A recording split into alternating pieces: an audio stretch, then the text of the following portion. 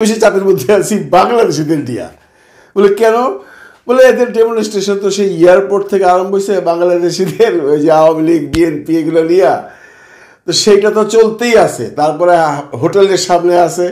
এখন এতগুলো রাষ্ট্রপ্রধান আসছে, এর মধ্যে একমাত্র ফিলিস্তিনি মানে ইসরায়েলের রাষ্ট্রপ্রধান যেখানে আছে সেখানে একটু টুকটাক মিছিল হচ্ছে, আর কোথাও এরকম কোনো মিছিল টিছিল নাই, মানে পাল্টা ডেমনস্ট্রেশন নাই। কিন্তু বাংলাদেশিরা এই হোটেলে যাওয়া করতেছে, ডিম মারে ওই মারে, প্রত্যেক দিনই সারাদিনই মানে টেলিফোনে আসতেই আছে, আর আমরা যাইতেই আছি আর ধরতেই আছি আর মীমাংসা করতেই আছি। তো আজকে হইলো মানে সে গতকালকে বলতেছিল যে আগামীকালকে হলো ফাইনাল গেম, মানে গতকালকে যে জাতিসংঘের অধিবেশনে প্রফেসর ইউনূস বক্তৃতা দিবেন, তো ওইখানে নিশ্চয়ই একটা ডেমনস্ট্রেশন হবে। এটা আমরা আগেও দেখছি যে যখন শেখ হাসিনা ছিল, উনি যখন আসতেন জাতিসংঘে ভাষণ দিতে, তখন বিএনপিরা বিরাট বড় মিছিল দিয়া বিক্ষোভ করতো রাস্তার ওই পারে দাঁড়াইয়া, আওয়ামী লীগরা তার ফরে মিটিং করতো। এরকম আমরা দেখছি বিএনপির সময়ও, যখন খালেদা ম্যাডাম ছিলেন আপনার প্রাইম মিনিস্টার, উনি যখন আসতেন তখন উল্টা দিকে আওয়ামী লীগরা মিছিল করতো এবং তার ফরে বিএনপিরা করতো।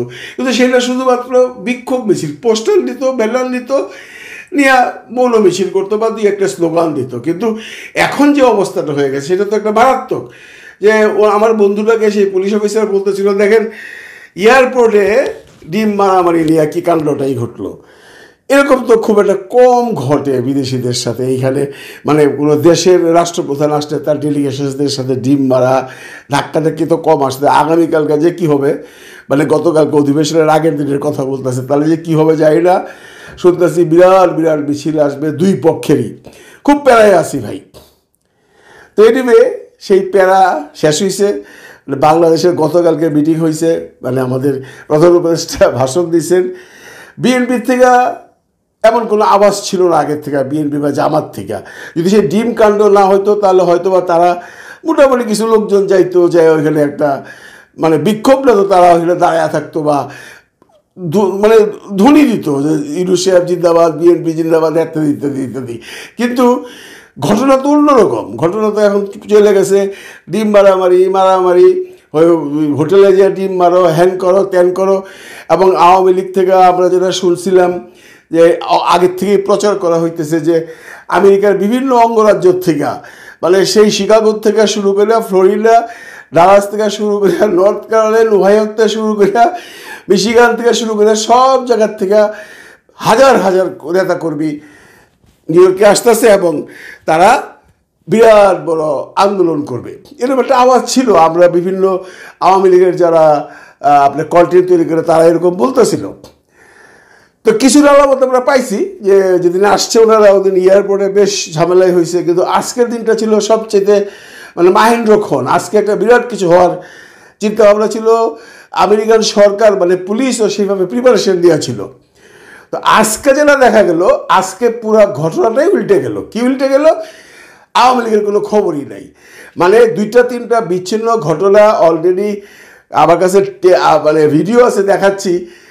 বিএনপি এবং জামাতের ছেলেরা আওয়ামী লীগের লোকজনের মারছে এবং ভালো মাইরি দিচ্ছে। এবং মানে এই যে মারামারি হয়েছে একদম বিদেশি স্টাইল, মানে মনে হয় আপনি সিনেমা দেখতেছেন। এটা যদি ফুল ভিডিওটা দেখাইতে পারতাম তাহলে কাম হইতো, কিন্তু ফুল ভিডিও তো দেখানো সম্ভব না।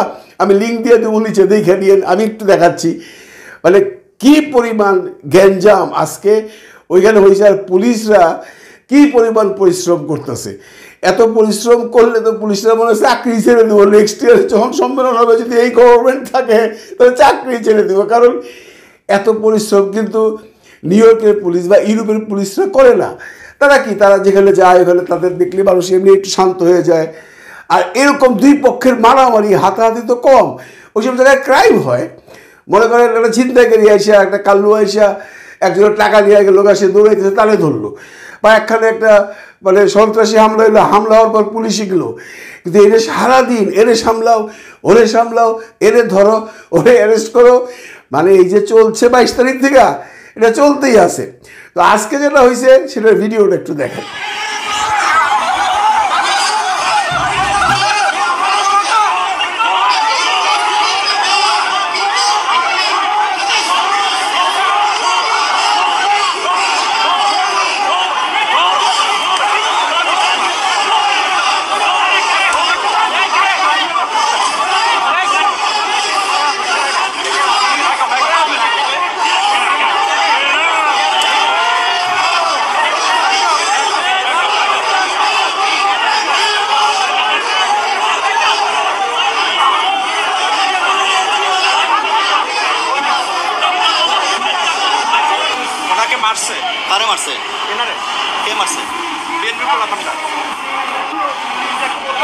আমাকে জামাত শিবির আমাকে অ্যাটাক করছে, জামাত শিবির আমার অ্যাটাক করছে।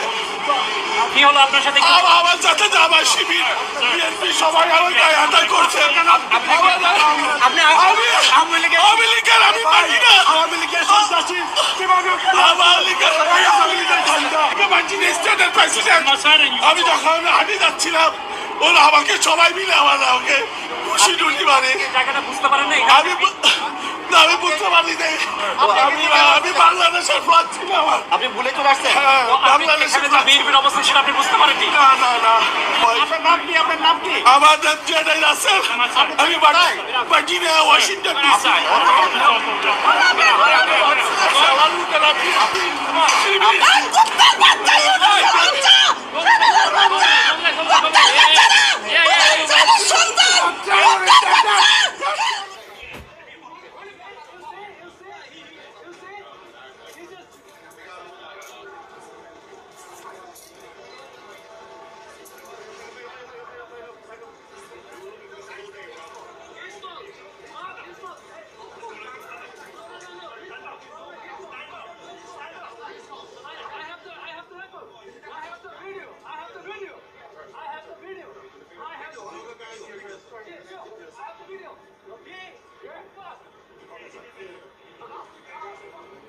আরেকটা ভিডিও দেখেন, এরকম ঘটনা 6টা ঘটছে। আমার কাছে মাত্র 3টা ভিডিও আছে।